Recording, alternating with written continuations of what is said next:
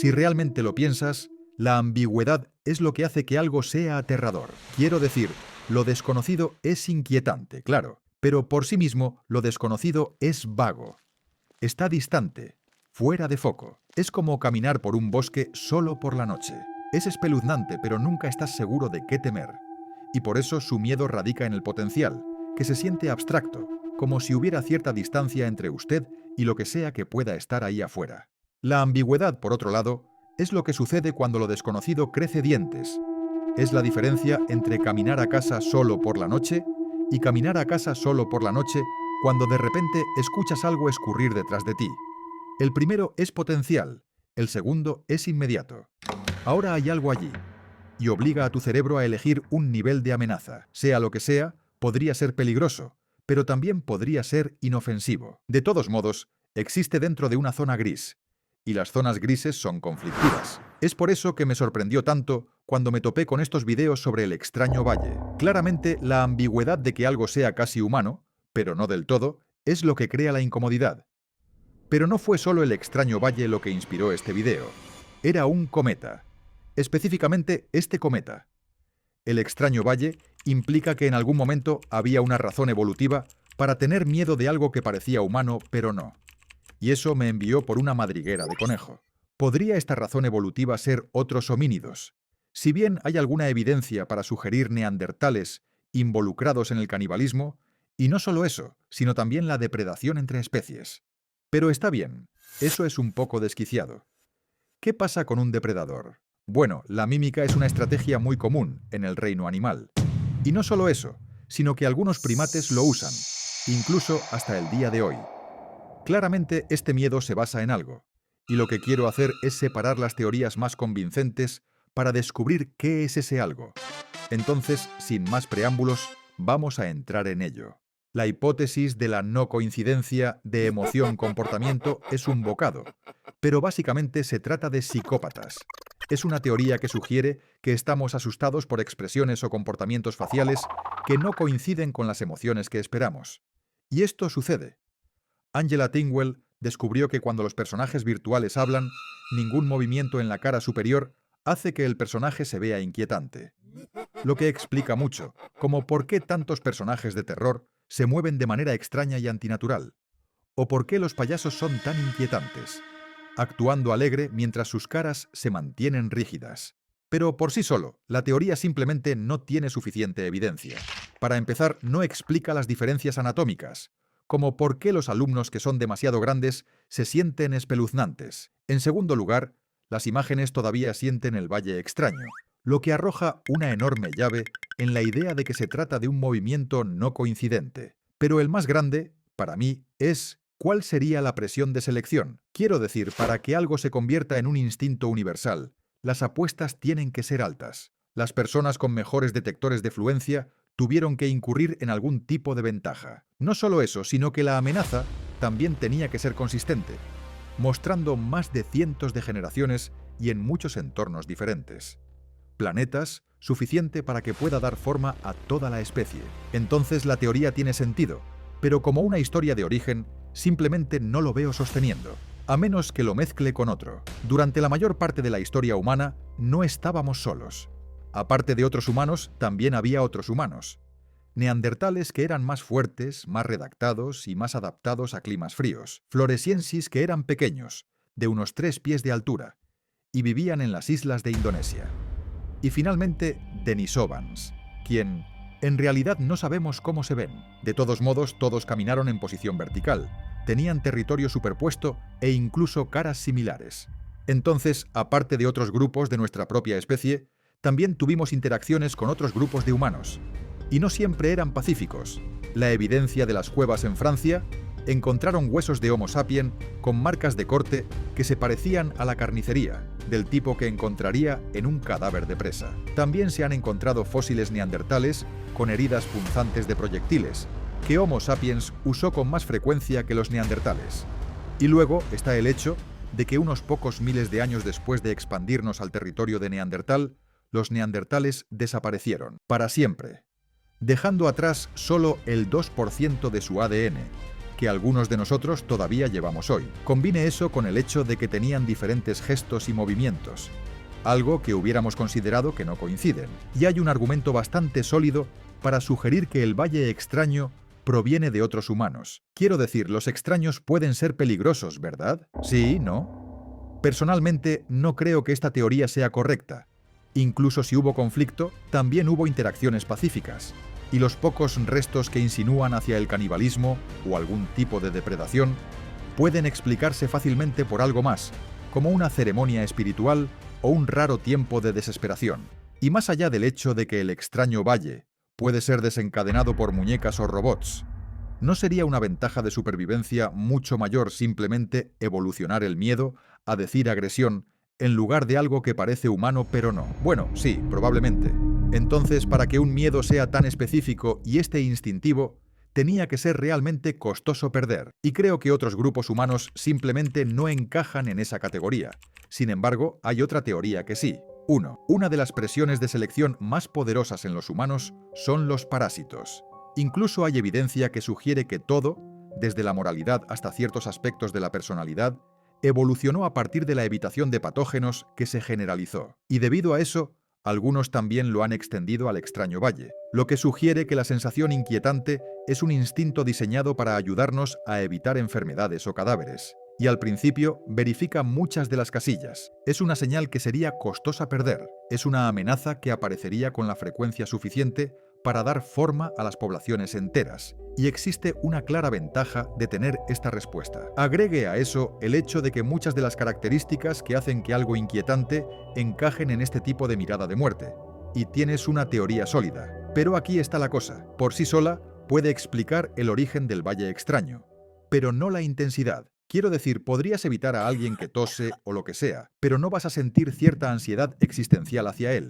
Y además de eso, las señales de enfermedad en general son la piel sutil, pálida o los ojos hundidos, realmente no encajan en esa ambigüedad de la categoría de casi humanidad. Sin embargo, creo que si lo usara como punto de partida, su impacto podría ser amplificado por otra de las teorías utilizadas para explicar el valle extraño.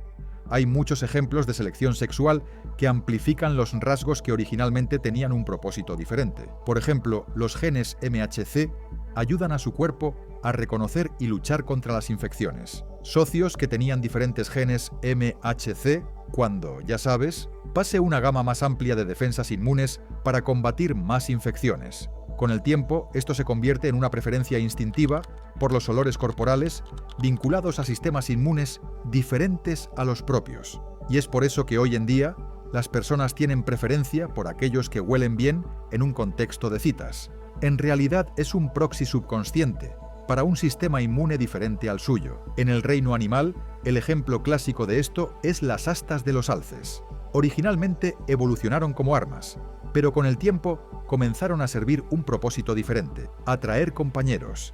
Y si fue porque parecían más impresionantes, o aquellos que tenían astas más grandes ganaron más peleas, eventualmente se convirtieron en la norma en la población. Es un poco más complicado que eso, pero para el extraño valle, lo único que realmente tenemos que entender es que la selección sexual exagera los rasgos existentes. Entonces, si evitar la enfermedad o la infección fue el origen, es muy plausible que la selección sexual pueda haber exagerado esta respuesta a lo que es el valle extraño hoy. Y lo digo por algunas razones. Para empezar, estamos muy en sintonía con ciertas proporciones en la cara. Esta es la razón por la cual averageness es uno de los 3 pilares de la belleza, junto con las diferencias de sexo y la simetría, que son todos marcadores para la salud.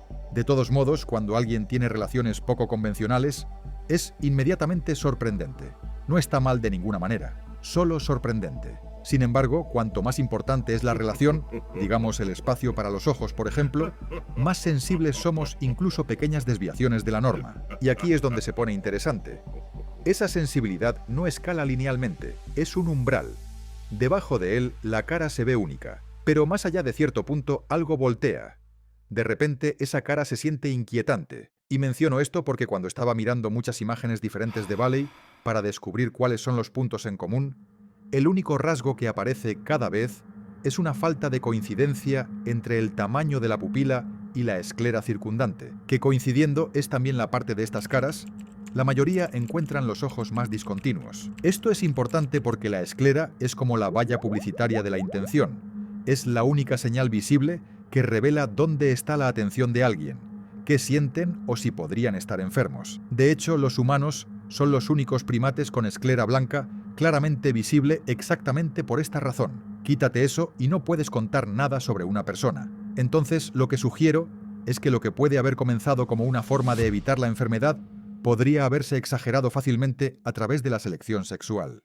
La evidencia cuya es la preferencia que los humanos tienen por el promedio, lo que literalmente significa características faciales que coinciden estrechamente con el promedio estadístico en una población. Pero no se habría detenido allí, debido a que las caras, especialmente los ojos, no solo indican la salud, transmiten la intención, y cuando se violan ciertas proporciones esperadas, especialmente en la esclera, la cara se vuelve difícil de leer, creando una incertidumbre que no solo sea confusa. En nuestro pasado podría haber sido mortal.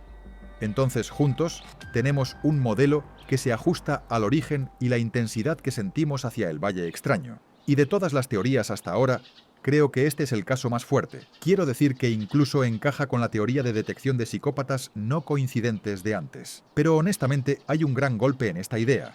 El extraño valle no solo se aplica a las caras.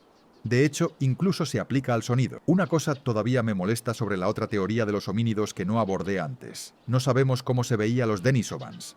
Sabemos que comieron mucha carne y tenían estructuras de mandíbula similares a las de los humanos arcaicos. Pero eso es todo. Y cuando se trata de descifrar cómo se veía algo según un puñado de restos, todo lo que puede hacer es especular. Quiero decir, los científicos todavía están tratando de descubrir cómo son los dinosaurios, y tenemos esqueletos intactos completos. Así que imagine lo equivocado que podríamos estar sobre los Denisovans cuando todo lo que tenemos que salir es un diente, un par de fragmentos de huesos y un diente.